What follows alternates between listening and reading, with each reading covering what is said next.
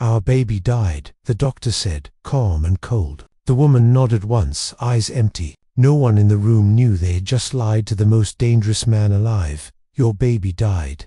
The words were spoken softly, almost kindly, as if gentleness could soften the blow. The doctor stood straight, hands folded, eyes trained on the floor instead of the woman's face. The woman did not scream. She did not fall. She simply stopped breathing for a moment, as if her body had forgotten how.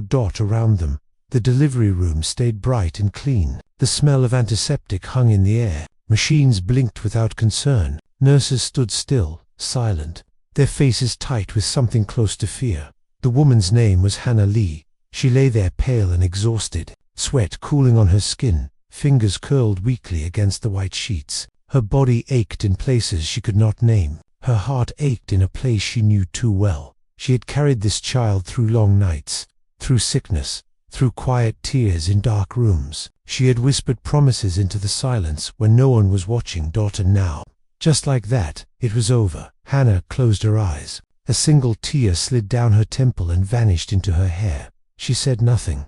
The doctor took that silence as acceptance, but silence had always been Hannah's language. Within minutes, the baby was gone, wrapped, taken, paperwork signed with shaking hands, a small form marked stillborn, a clean lie, stamped and approved. What the doctor did not know was that Hannah Lee was not just another tired mother in a hospital bed. She was the woman dating Kong Min-jae, and Kong Min-jae was not a man who accepted lies. Min-jae stood at the hospital window an hour later, hands in his pockets, gaze calm. From the outside, he looked like any other man waiting for news, tall, neatly dressed, quiet, but those who truly knew him said the same thing in hushed voices. If Min-jae ever went silent, something terrible was about to happen. He had built his life from nothing, an orphan raised in back alleys and forgotten corners. Hunger had shaped him. Loss had sharpened him. By the time he was 30, his name carried weight across cities and borders, not because he spoke loudly,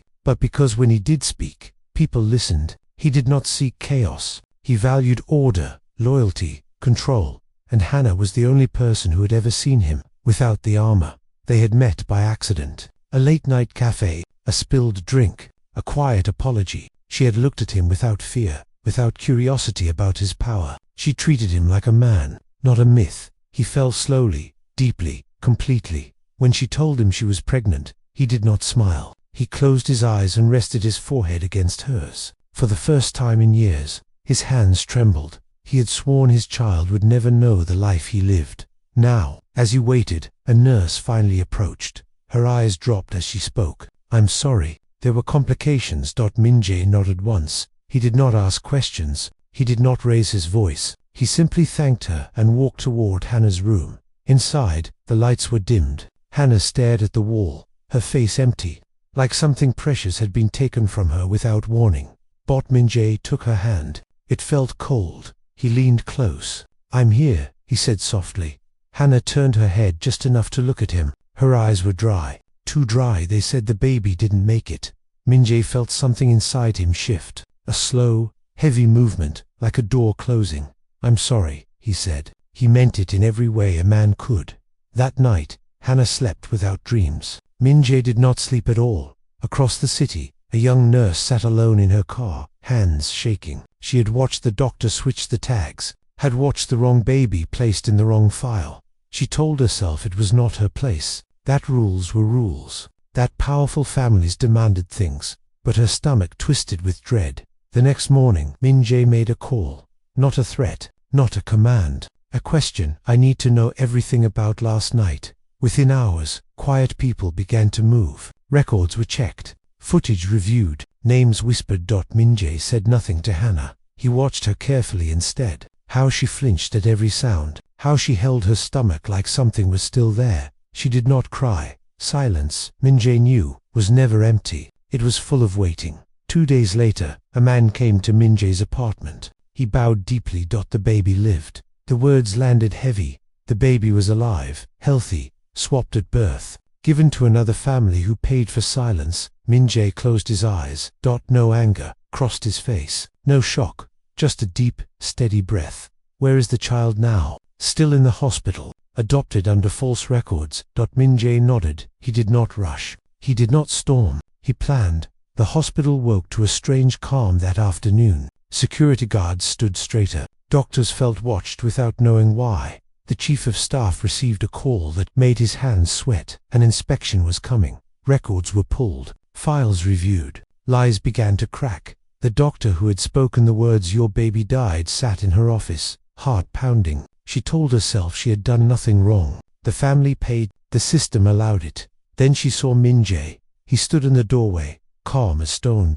"We need to talk." Her voice shook. "This is a hospital. You can't." Just Min-jae stepped inside, closed the door. "I don't need to raise my voice," he said softly. "Truth has a way of finding its own sound." She laughed nervously. There was a complication. The baby. He placed a file on her desk. Photos, timestamps, names. Her smile died. "You told a mother her child was gone," he said. "That was a lie." She swallowed hard. "I was following orders." Min-jae leaned forward slightly. "That is what people say right before they lose everything." Outside, staff gathered. Whispers spread. Phones buzzed. The young nurse stepped forward at last. Her voice trembled, but she spoke. "I saw it happen." Silence fell. The baby was returned. That evening Hannah sat in a private room when the door opened. A nurse entered, carrying a small bundle.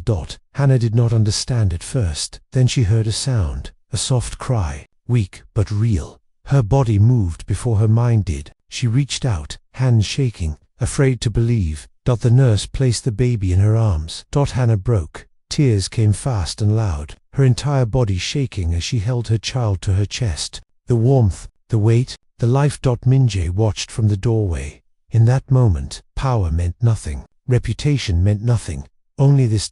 Hannah looked up at him, tears streaming down her face. "You didn't give up," she whispered. Min-jae shook his head. "I never will." The doctor lost her license. The hospital issued a public apology. Policies changed. Records were corrected. No threats were made. No names were shouted. Justice arrived quietly. Min-jae never spoke of what could have happened. He did not need to. Hannah named the child Hope. Months later, they walked through a park, sunlight warming their backs. Hannah laughed as the baby reached for leaves. Min-jae stood beside her, silent, watchful, human. Some battles are loud, others are won in silence, and sometimes the most dangerous man in the world is simply a father who refuses to accept a lie. If this story moved you, comment where you're watching from, share your thoughts below, and subscribe for more stories that honor quiet strength, unseen battles, and justice that arrives without noise.